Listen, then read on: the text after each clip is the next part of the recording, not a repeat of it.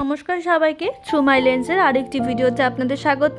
চলুন আমরা কিছু জানা অজানা তথ্য জানি হরিদ্বারের সম্পর্কে। হরিদ্বার তো চণ্ডী মন্দির, মনসা মন্দির, হার কি পৌড়ি ঘাট এসবের জন্য বিখ্যাত।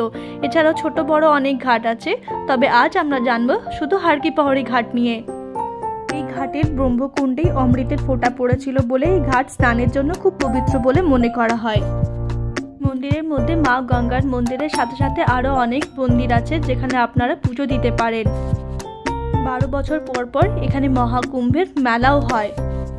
তো গঙ্গা স্নানের উদ্দেশ্যে আপনারা হরিদ্বারে যান, তাহলে হার কি পৌড়ি ঘাট হলো গঙ্গা স্নানের জন্য বেস্ট। এখানে অনেক মানুষ একসাথে স্নান করার সাথে সাথেও চারপাশে প্রচুর চেঞ্জিং রুম আছে, গার্ডস আছে, সুতরাং আপনাদের সেরকম কোনো অসুবিধা হবে না। গঙ্গা স্নানের পর মন্দিরে পুজো দেওয়া এবং গঙ্গার ঘাটের আরতি দেখা এই এক জায়গাতেই আপনাদের হয়ে যাবে। এবার আসে আরতির সময় নিয়ে।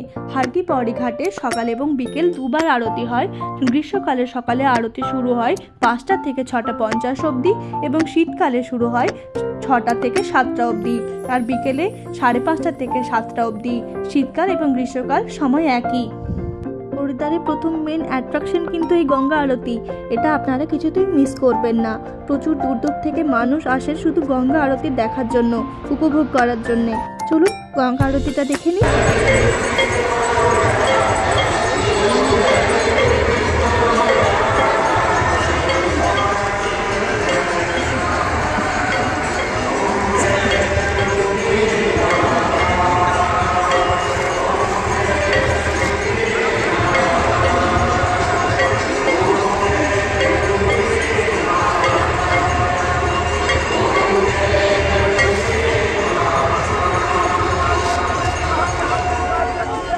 আপনারা যদি খুব ভালোভাবে সন্ধ্যা আরতিটা উপভোগ করতে চান, তাহলে 4টে থেকে 4:30-এর মধ্যে আপনারা ঘাটে পৌঁছে যাবেন।